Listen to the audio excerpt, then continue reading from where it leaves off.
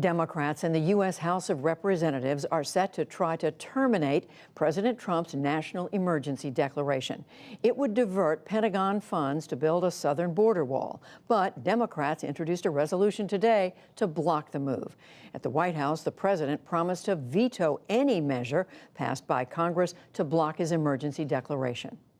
Will I veto it? 100%.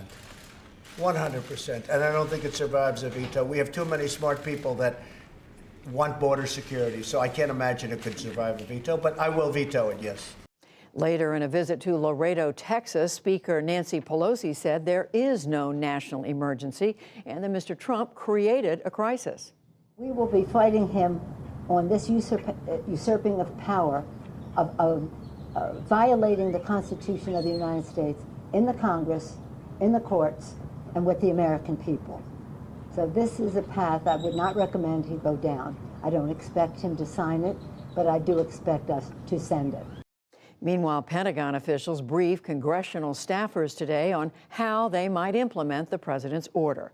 Lisa Desjardins spent part of her day at the Pentagon, and she joins me now. So, Lisa, what are you learning about when the Pentagon plans to try to implement what the president wants? I spoke to the same senior Pentagon officials who briefed Congress. They told me this. Right now, they are assessing exactly what projects that are needed at the border. They're working with the Department of Homeland Security on that.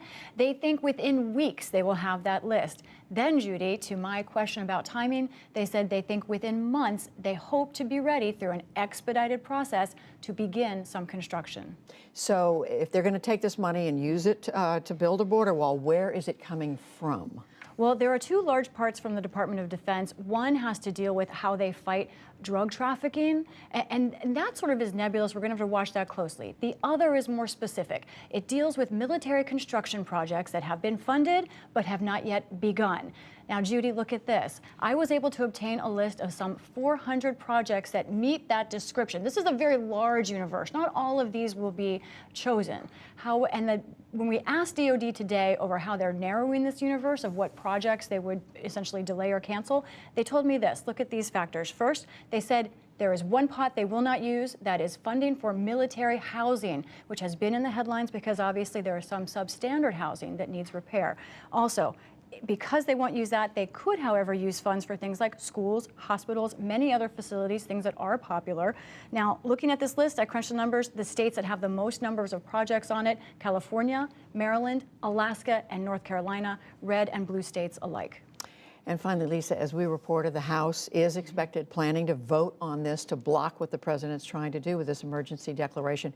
Assuming they do, which is expected, Democratic majority, what happens next? Right, that will pass easily Tuesday is what we expect in the House. Then, Judy, under the special provision triggered by the national emergency, this resolution goes straight to the Senate, and Senate Majority Leader Mitch McConnell must hold a vote within 18 days.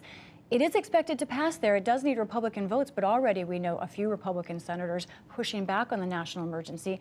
Judy, the question in both chambers is, once it gets through Congress, as we expect, is there enough support to override a veto? A lot of pressure on Republicans over this. We're going to watch very carefully. Fascinating. Lisa Desjardins, thank you for your reporting.